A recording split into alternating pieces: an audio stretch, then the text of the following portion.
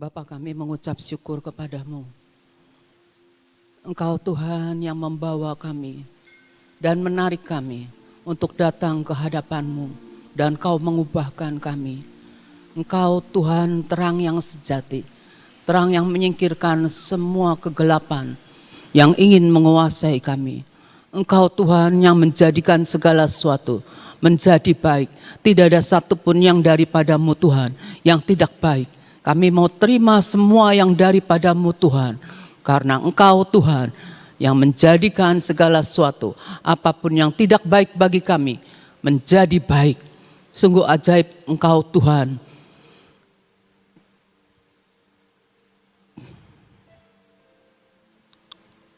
Tak terjangkau Tuhan akan hikmat dan pikiran-Mu Tuhan. Sungguh kami membutuhkan pengenalan akan Engkau melalui firman-Mu. Engkau berbicara kepada setiap kami semua Tuhan. Dan biarlah itu Tuhan boleh menjadi penyertaan kami di dalam kami berjalan bersama dengan Engkau Tuhan.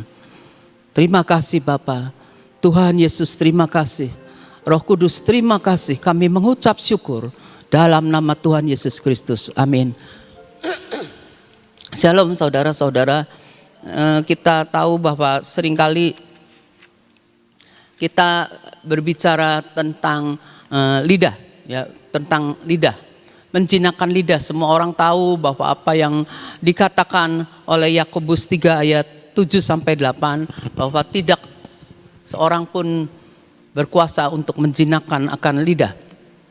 Semua jenis binatang liar, burung-burung serta binatang-binatang menjalar dan binatang-binatang laut dapat dijinakkan dan telah dijinakkan oleh sifat manusia. Kalau kita lihat binatang gitu ya, yang paling mengherankan buat saya adalah kalau orang memelihara akan harimau sedari kecil gitu tuh ya, sampai dewasa itu tuh tidak masuk akal buat saya. Itu karena itu termasuk binatang liar gitu ya. Terus ada kalau anjing itu mudah gitu, tapi kalau harimau tanda tanya, beruang tanda tanya. Apapun pokoknya, apalagi yang namanya buaya tetap buaya gitu ya. Buaya tetap buaya, sifatnya buaya gitu ya. Buaya darat entah buaya laut, pokoknya tetap buaya. Tidak bisa dijinakkan, apalagi yang dikatakan seperti Yakobus 3 ayat 8 seterusnya. Tetapi tidak seorang pun yang berkuasa menjinakkan lidah. Tidak seorang pun yang berkuasa menjinakkan lidah.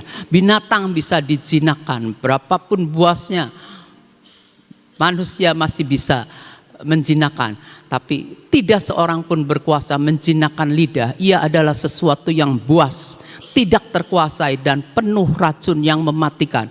Apalagi kalau kita orangnya emosian gitu ya. Orang emosi itu hanya mengeluarkan omongannya, memuaskan akan emosinya gitu. Tak pikir-pikir orang kalau gitu kayak orang nembakan ngebrondong sama senapan gitu, seperti itu. Mengerikan, nggak ada yang bisa menjinakkan ya. Apalagi kalau kitanya pentul korek. Orang ngomong begini kitanya ngomong lagi bersaut-sautan. Kalau kata mami saya, bahasa Cirebonnya gentong sauran. Gentong sauran. Lalu kita biasanya pentul korek dinyalain sama api langsung menyala gitu ya. Terus yang ayat 8 udah ya, tapi tidak seorang pun yang berkuasa menjinakkan lidah. Kita tahu lidah adalah buas, tidak terkuasai, penuh racun yang mematikan. Buas tidak terkuasai, penuh racun yang mematikan. Tapi puji Tuhan, kita mengenal Tuhan yang adalah pencipta. Dia juga yang menciptakan akan lidah kita, karena dia adalah Allah. Seperti Keluaran 4 ayat 10-12, Musa ngomong begini, dikasih tahu sama Tuhan ya. Keluaran 4 ayat 10-12. Lalu kata Musa kepada Tuhan, Tuhan, aku ini tidak pandai bicara, dahulu pun tidak, dan sejak engkau berfirman kepada hamba-hambamu pun tidak, sebab aku berat mulut dan berat lidah. Berat mulut, berat lidah. Tetapi Tuhan berfirman kepadanya, siapakah yang membuat lidah manusia? Siapakah yang membuat orang bisu atau tuli? Membuat orang melihat atau buta? Bukankah aku, yakni Tuhan? Jadi Tuhan itu, ayat 11 dulu. Jadi Tuhan itu yang membuat lidah.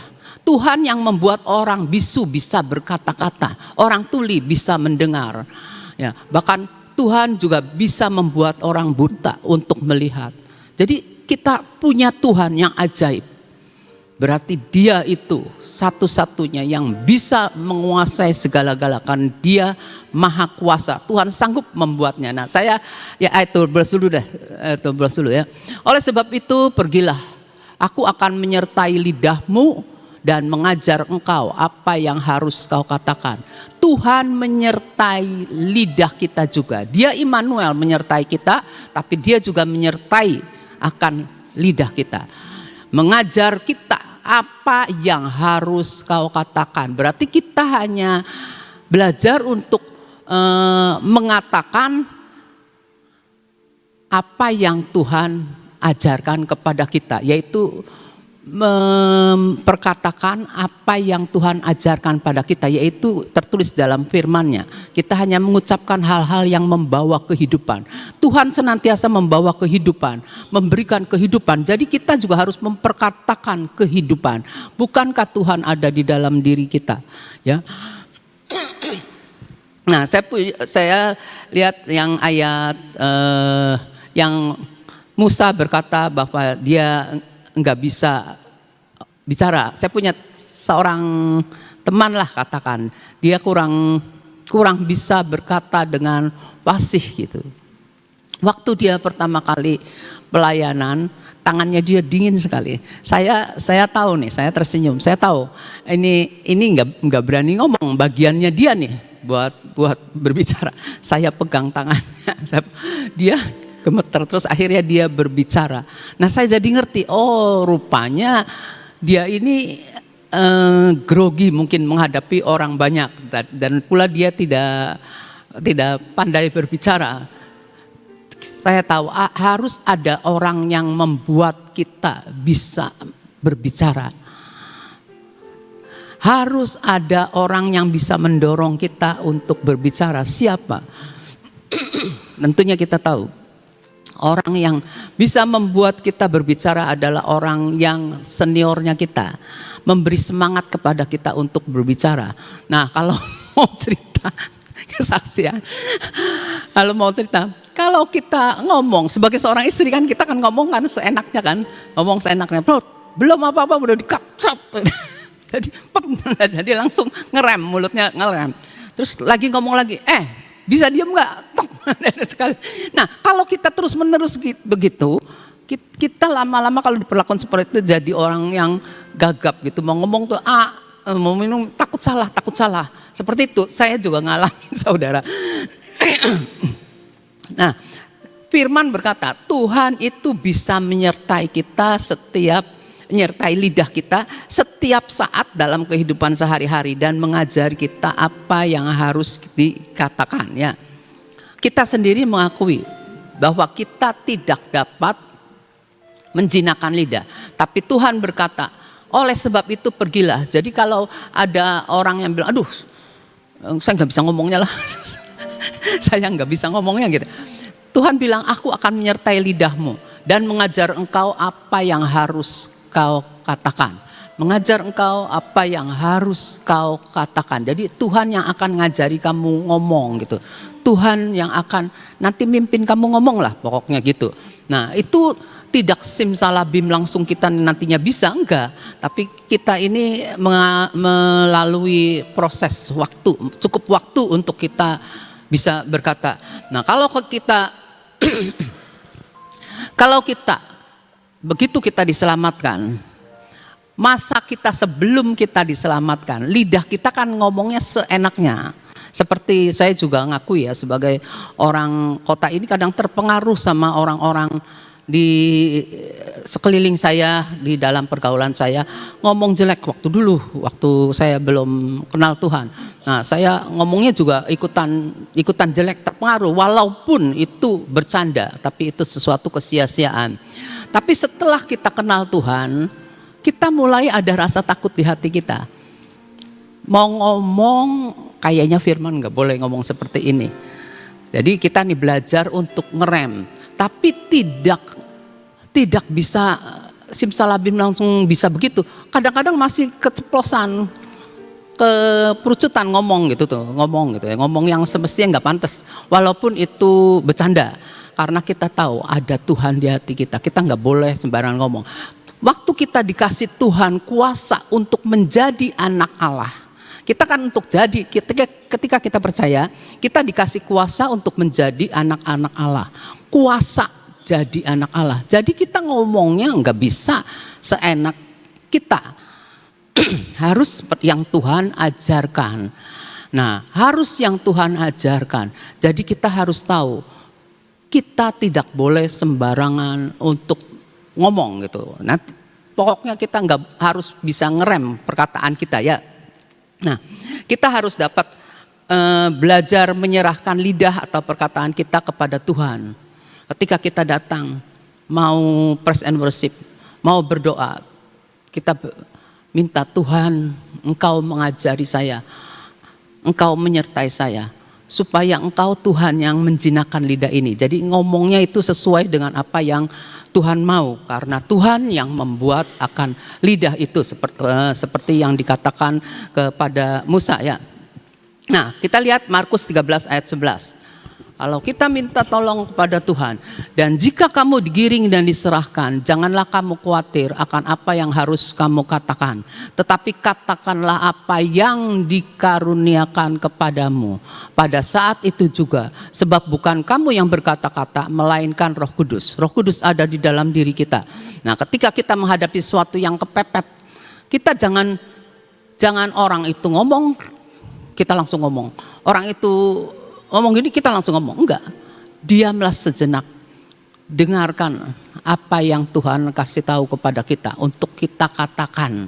Jadi kita harus benar-benar hati-hati.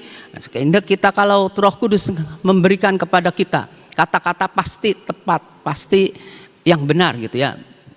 Jadi kita harus belajar ketika Tuhan mulai beroperasi dengan kuasa dalam hidup kita.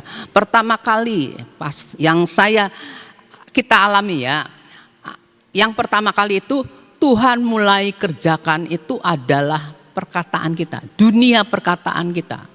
Karena kita sehari-hari pasti ngomong ya, istilahnya 5.000 kata ya, istilahnya lagi kita suka hanyut dalam pembicaraan, apalagi dengan orang-orang terdekat.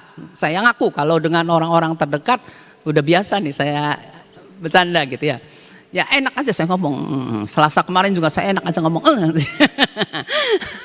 Terus jadi kita benar-benar tahu bahwa Tuhan sedang membawa kita untuk kita bisa belajar untuk bagaimana mengendalikan lidah kita.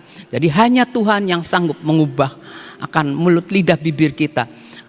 Sebelum kita ketemu Tuhan, kita seperti itu. Setelah kita ketemu kan masih ada masalah dengan lidah. Jadi itu punya proses waktu, untuk kita kerjasama dengan Tuhan ya.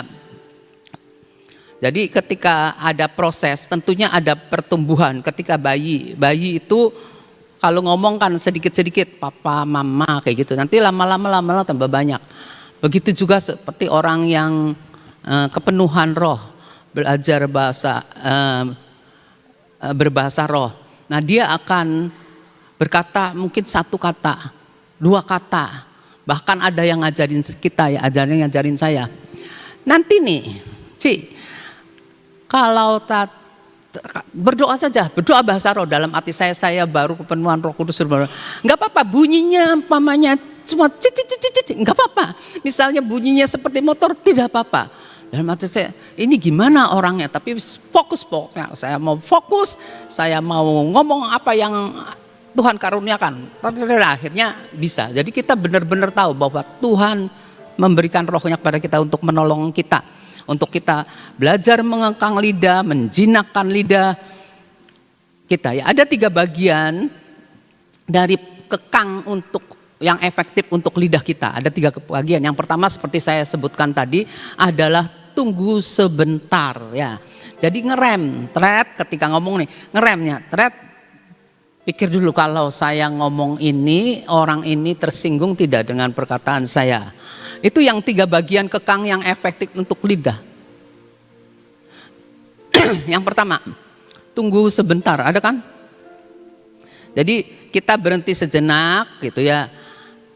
Untuk kita mikir, aduh kalau saya ngomong ini, orang itu tersinggung gak ya? Nah, kita nih harus belajar seperti itu. Karena banyak kali orang ketika ngomong seenaknya nggak memikir orang itu tersinggung atau tidak.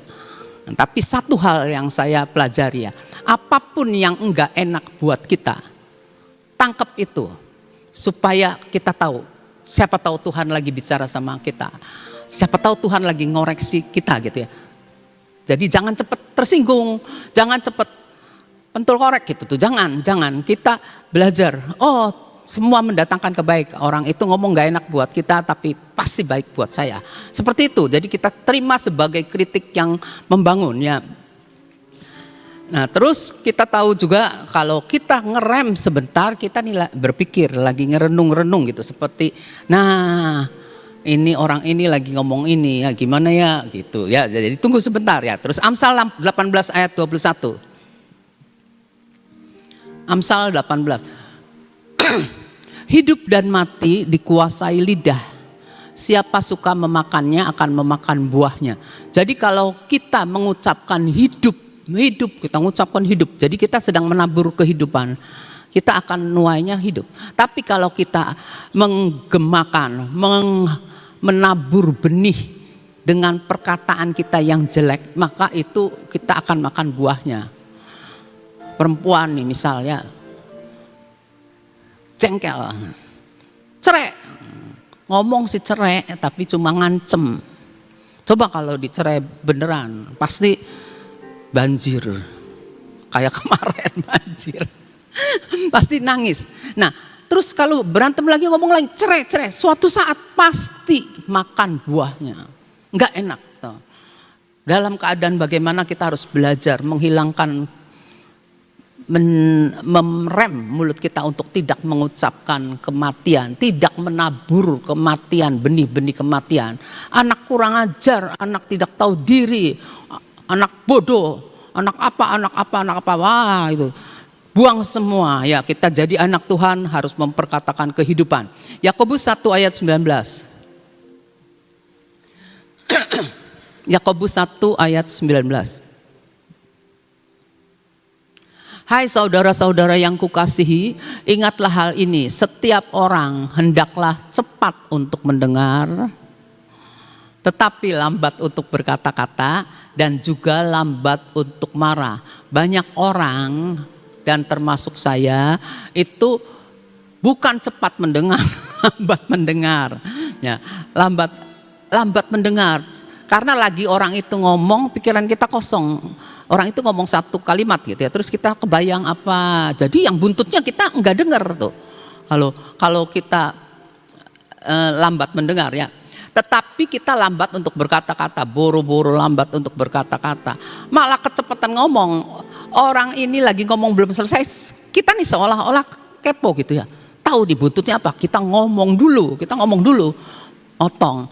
Kadang-kadang juga maksudnya memang kalau kita motong nih supaya jangan lupa. kita yang udah lansia, kalau orang itu ngomong kita pengen ngomong nih. Pengennya kita ngomong dulu supaya aja jangan lupa gitu tuh ya. Kalau sudah selesai ngomong tadi tuh mau ngomong apa lupa gitu. Jadi kita harus belajar ya. Lambat untuk berkata-kata, dengerin dulu, fokus dulu apa yang diomongin, denger dulu, jangan motong. Belajar, saya belajar banyak untuk lambat untuk berkata-kata, karena seringkali saya tuh belum selesai, ini, kayak gitu saudara. Dan juga lambat untuk marah, jadi kalau kita lagi denger orang ngomong apapun, lambat marah. Orang itu ngomong gak enak, ditekan, emosi kita tekan, tidak bisa, dengar, supaya kita tahu, kita sementara kita berdoa, sementara kita ngerem, kita berdoa, kita berpikir, kita membuat emosi kita ini diredam, dikekang, dikurung ya. Amsal 21 ayat 23. Siapa memelihara mulut dan lidahnya memelihara diri daripada kesukaran. Tuh. Jadi kalau kita enggak melihara lidah kita nih, enggak belajar untuk menyerahkan lidah kita kepada Tuhan sehingga Tuhan mengubah akan hidup kita, supaya Tuhan mengubah hidup kita, maka kita memelihara mulut, lidah, kita memelihara diri daripada kesukaran. Jadi ada tanggung jawab buat kita untuk memelihara. Jangan enggak dipelihara. Mulut, lidah, bibir kita nih jangan enggak dipelihara, ngomongnya iya ini itu. Jangan. Belajar. Kita diserahkan Tuhan untuk bertanggung jawab atas setiap perkataan kita, supaya kita jangan masuk ke dalam hal-hal yang menyukarkan, menyulitkan akan hidup kita. Amsal 10 ayat 19.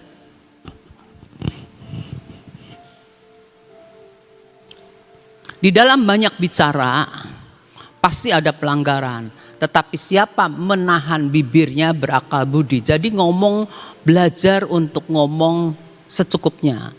Kadang-kadang saking asik, saking teman dekat kita ngomong seenaknya.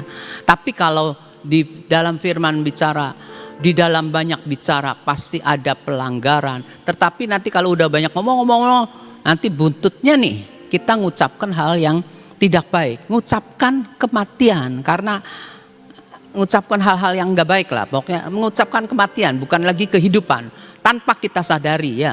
Terus Amsal 17 ayat 27 sampai 28. Amsal 17. Orang yang berpengetahuan menahan perkataannya. Diam, belajar, diam. Orang yang berpengertian berkepala dingin. Orang ngerti, jadi ketika kita nahan perkataan kita, ketika kita mendengar orang ngomong, kita berpikir orang itu ngomong apa, tiba-tiba Tuhan kasih kita pengertian. Kalau kita orang itu ngomong, kitanya ikutan ngomong, udah yang Tuhan mau kasih ajarin ke kita hilang, saudara. Hilang lah, Tuhan tadi padahal Tuhan mau ngajarin kita malah kehilangan gitu. Jadi orang yang berpengetahuan menahan perkataannya, orang yang berpengertian berkepala dingin. Ini Mama ya pernah ngomong sama saya. Mama kan waktu itu belum jadi anak Tuhan. Mama bilang gini, kalau ngomong seenaknya aja, gua bisa lihat tuh dalamnya di situ ada apa, katanya dalam kerongkongan itu ada apa gitu. Seperti itu istilahnya. Mama tak pikir-pikir, iya benar juga, Mama ngerti Amsal juga ya dalam hati saya. Itu cara Tuhan ngomong beda-beda ya. Nah terus kita lihat 28, juga orang bodoh akan disangka bijak kalau ia berdiam diri. Ini yang maksud saya, yang mertua saya ngomong ya. Dan disangka berpengertian kalau ia mengatupkan bibir. Makanya Mama bilang, ajak kakek ngomong. Katon kok ya bodoh. Seperti ini. Orang bodoh akan disangka bijak kalau ia diem. Enggak ngeliatin sih. Kalau ngomong aja ketahuan ini orang nih sampai di mana nih. Orang ini gimana gitu ya. Dan disangka berpengertian kalau ia mengatupkan bibirnya karena dia mendengarkan. Jadi pilih yang mana? Ya, seperti itu ya. Terus yang kedua ya, efektif yang kedua ini jenis-jenis orang ya. Ada orang yang ketiga ya, sebelum bicara berdoa. Maksudnya bukan ada orangnya lagi ngomong terus kita doa di depan orang, bukan. Maksudnya dalam hati kita berdoa ya. Jadi ada jenis-jenis orang yang pikir dulu sebelum bicara. Jadi ngomongnya hati-hati. Banyak kan orang kayak gitu kan, kita sering lihat kan, banyak orang pikir dulu, melihat dulu tipe orangnya kayak apa, nanti baru ngomong. Belajar seperti itu. Terus ada orang yang berpikir ketika bicara. Nah, berpikir ketika bicara. Kita suka kayak gitu kan. Ada orang lagi ngomong, kita lihat mimik orangnya, tiba-tiba kita nih mengubah topik bicara kita karena kita lihat form mimik reaksi daripada orang itu ya. Itu berpikir ketika berbicara. Terus ada lagi orang yang berpikir setelah bicara. Waduh, telat kalau berpikir setelah bicara. Udah ngomong segala macam, mikir lah tadi ya saya ngomong, aduh Tuhan maaf, kilap. Seperti itu. Nah, kita harus benar-benar jangan belajar. Jadi kita nih jangan berpikir setelah bicara, telat ya. Dan ada juga orang yang kepengennya ngomong baik dan tidak pernah berpikir. Ada kan orang kayak gitu kan, curhat. Bahasa Indonesia, bahasa Jawanya itu apa ya? Ya pokoknya maksudnya itu curhat. Nah, tapi dia nih ngomong dan tidak pernah berpikir. Jadi ngomong aja sekedar ngomong. Jadi orang itu cuma sekedar mencurahkan isi hatinya, unek-uneknya. Tapi orang lain nggak bisa mau ngasih pendapat ya. Kita jadilah pendengar yang baik buat orang itu ya. Nah, kita harus belajar melatih diri kita untuk berpikir sebelum bicara. Dan yang ketiga ini sebelum bicara. Ini susunannya salah. Sebelum bicara itulah saat untuk berdoa. Jadi ketika kita nanti giliran saya bicara nih, kita berdoa dulu, Tuhan saya mau ngomong apa nih, saya ngomong jangan sampai salah ngomong. Apalagi kalau kita menghadapi hal-hal serius ya, doa dulu ngadepin orang ini, doa dulu. Kita sebagai orang bisnis juga kita harus berdoa, aduh ada orangnya model begini nih, waduh gimana gitu. Terus suatu saat ada orang lagi, nah orang ini nih kita tahu modelnya begini. Tuhan tolong Tuhan saya bicara supaya kita nih benar-benar jangan sampai mengecewakan orang, jangan sampai mengecewakan langganan gitu ya. Nah kita lihat seperti Yesaya ya. Yesaya di dalam ayat Yesaya 6 ayat 5-7. Yesaya kan ketemu Tuhan. Lalu kataku, Yesaya yang ngomong, celakalah aku binasa sebab aku ini seorang yang najis bibir. Dan aku tinggal di tengah-tengah bangsa yang najis bibir. Namun mataku telah melihat sang raja, yakni Tuhan semesta alam. Ada seperti Yesaya ini, ketika kita datang masuk ke dalam hadirat Tuhan, kita ngerasa kita sebagai orang berdosa. Kita saya nih orang yang najis, orang yang berdosa. Waktu kita ketemu firman, pertama kali kita ketemu firman, bukan pertama kali, waktu kita lahir baru, kita kan dengar firman gitu ya. Ketika dengar firman berbicara kepada kita, firman yang adalah terang itu menerangi akan kita, hati kita nih licik, menerangi akan kegelapan yang ada di hati kita. Kita ngaku di hadapan Tuhan, Tuhan saya berdosa, ampuni saya Tuhan, ampuni saya. Nah kita seperti Yesaya, ketemu Tuhan dia ngerasa orang berdosa, bahwa dia benar bersalah dan dia itu orang yang berdosa. Ayat 6. Tetapi seorang daripada serafim itu terbang mendapatkan aku. Di tangannya ada bara yang diambilnya dengan sepit dari atas mezbah. Nah ketika kita mengucap syukurnya apa? Ketika kita itu merasa berdosa, ya memang kita orang berdosa, kita ngakui orang dosa. Tuhan itu mengirimkan malaikat. Dia kepada Yesaya itu dia naruh bara api di mulut lidah bibirnya, menyucikan mulut lidah bibir Yesaya. Begitu juga kita, ketika kita datang untuk memuji menyembah Tuhan, ada sesuatu yang Tuhan lakukan di dalam kita, di hidup kita. Tuhan lawat kita, Tuhan menjamah mulut lidah bibir kita supaya kita layak untuk memuji menyembah Tuhan. Dilayakkan mulut lidah bibir kita. Puji Tuhannya, Tuhan kita itu ajaib. Kalau Tuhan-Tuhan yang lain, tanda tanya saudara. Jangan pilih Tuhan yang lain, hanya Tuhan kita yang ajaib. Tuhan mau menyucikan bibir kita. Sehingga kita berhenti mengucapkan kematian atas orang-orang. Ya, kalau kematian itu kayak kutuk, seperti kutuk. Kutuk itu kematian, saudara. Kutuk itu kematian. Orang zaman dulu, orang-orang tua zaman dulu untuk menguasai anak, untuk memprotek anak, dia mengucapkan kematian. Jadi si anak takut. Dan saya mempelajari seperti ini. Kepercayaan orang Tionghoa. Percayaan orang Tionghoa itu gini.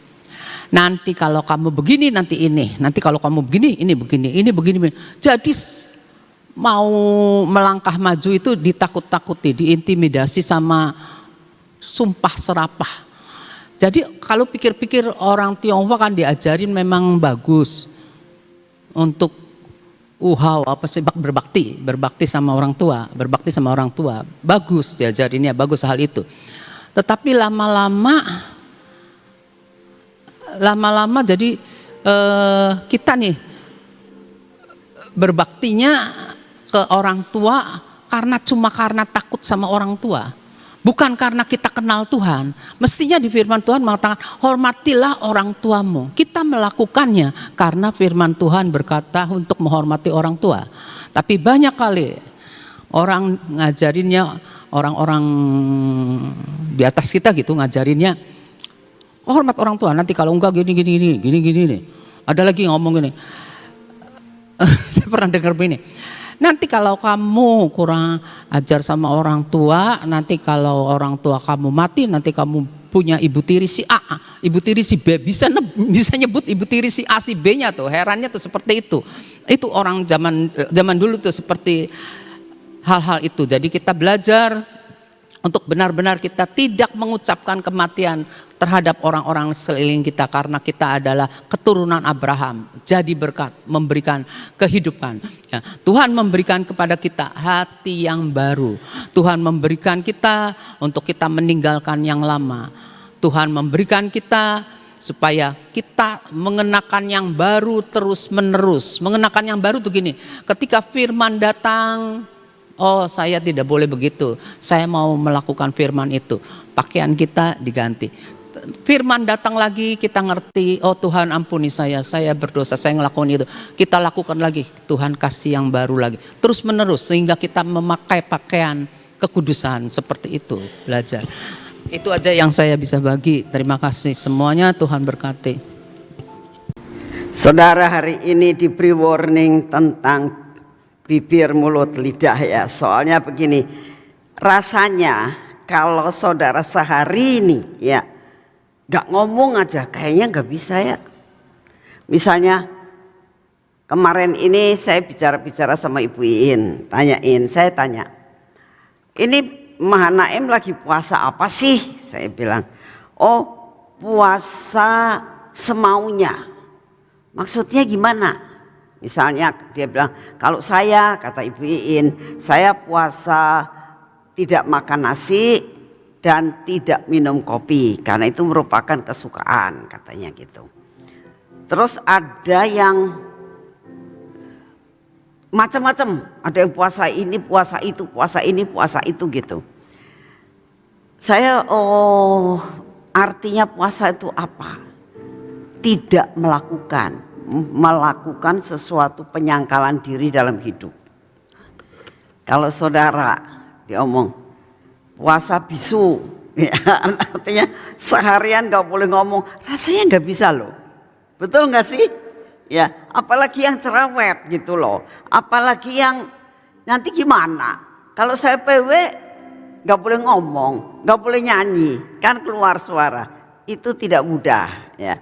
Tapi hari ini kita benar-benar diberi warning, hati-hati dengan lidah kita. Karena lidah itu dikatakan tadi dunia kejahatan ya. Jadi benar-benar kita harus menjinakkan. Tapi dikatakan tidak ada seorang pun yang bisa menjinakkan. Jadi siapa yang bisa menjinakkan? Hanya Roh Kudus. Minta pertolongan Roh Kudus supaya bisa dijinakkan. Kalau namanya dijinakkan itu bukan berarti dibikin bisu, tidak. Dijinakkan itu bisa dikuasai ya, itu namanya dijinakkan. Belajar kita dapat menguasai dalam segala sesuatu. Mari kita berdoa. Bapak, terima kasih buat firman-Mu yang benar-benar hari ini kita tahu ini suatu peringatan buat kami Tuhan, untuk benar-benar minta pertolongan Roh Kudus di dalam segala perkara, tindakan dan perkataan kami. Terima kasih untuk pagi hari ini. Bapak, saat ini kami datang di hadapan-Mu ya Tuhan, betapa rapuhnya hidup kami. Oleh karena itu kami hanya minta pertolongan Roh Kudus untuk kami boleh menang dalam setiap hidup kami. Terima kasih untuk semuanya. Bapak, pagi hari ini kami tetap mau berdoa buat bangsa dan negara kami. Tetap kami mau mempersembahkan akan negara kami ke dalam tangan-Mu Tuhan. Sepanjang tahun 2023 ini kami tidak tahu apa yang bakal terjadi terus menerus. Tapi satu perkara kami minta perlindungan yang daripada-Mu. Luputkan bangsa ini Tuhan dari malapetaka. Luputkan bangsa ini Tuhan dari kehancuran. Luputkan bangsa ini Tuhan dari resesi yang mau tidak mau akan melanda juga akan negara kami. Tapi kami percaya Tuhan, Engkau sanggup untuk membuat mereka-reka sampai semuanya itu hanya terjadi secara minimal. Kami berdoa buat anak-anak-Mu Tuhan. Masa-masa yang seperti ini Engkau jadikan kami ada dalam perlindungan-Mu. Hidup di dalam Gosyen-Mu Tuhan. Untuk kami tetap dipeliharakan. Biarlah perjanjian pelangi maupun deklarasi kami, firman-Mu jadi daging atas hidup kami, sehingga kami boleh menikmati, tidak seperti manusia biasa yang menikmati. Terima kasih untuk semua dan semuanya ini. Bapak, kami berdoa saat ini untuk cuaca. Engkau tahu kemarin banjir seluruh kota Cirebon Tuhan. Kami minta anugerah-Mu turun, biarlah apapun yang Kau izinkan terjadi Tuhan tidak akan membuat sampai mengalami sesuatu hal yang parah. Terima kasih untuk semuanya.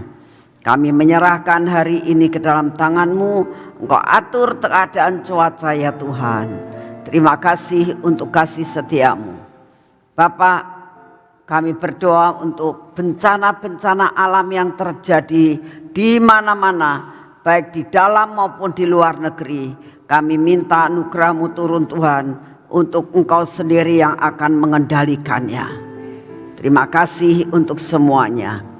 Saat ini kami mau menyerahkan semua beban kami di hadapan-Mu Tuhan. Tolong kami. Engkau tahu beban kami. Beban perekonomian, beban sakit penyakit, beban keluarga Tuhan. Kami minta anugerah-Mu. Engkau buka jalan atas hidup kami. Terima kasih Bapak. Saat ini kami mau menerima kekuatan baru yang daripada-Mu. Kami mau menerima daya tahan tubuh yang baru yang daripada-Mu.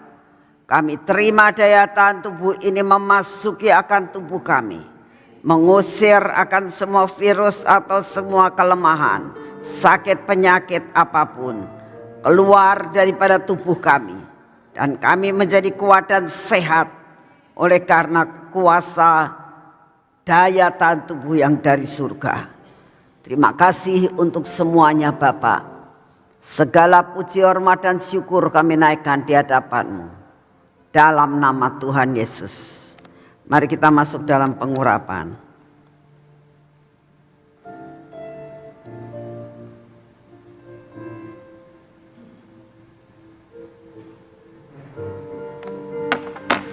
Dalam nama Tuhan Yesus. Engkau sudah memberikan suatu perjanjian. Menentukan langkah-langkah kami. Mengikuti jejak-Mu Tuhan. Jejak yang mengeluarkan lemak. Di dalam nama Tuhan Yesus, kenikmatan yang dari surga memenuhi hidup kami. Menikmati kenikmatan surga ada pada mata kami, ada pada telinga kami, bibir mulut kami Tuhan, dan hati kami. Biar semua yang tidak baik yang ada dalam hidup kami lepaskan dan kami patahkan. Bapak, berkati tangan kami hari ini, berkati kaki kami hari ini.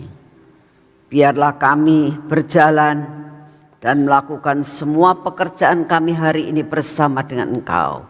Dan kami tahu Tuhan, semua yang kami kerjakan bersamamu pasti mendapatkan hasil yang berlipat kali ganda. Di dalam nama Tuhan Yesus kami percaya. Amin. Selamat pagi, Tuhan memberkati saudara semuanya.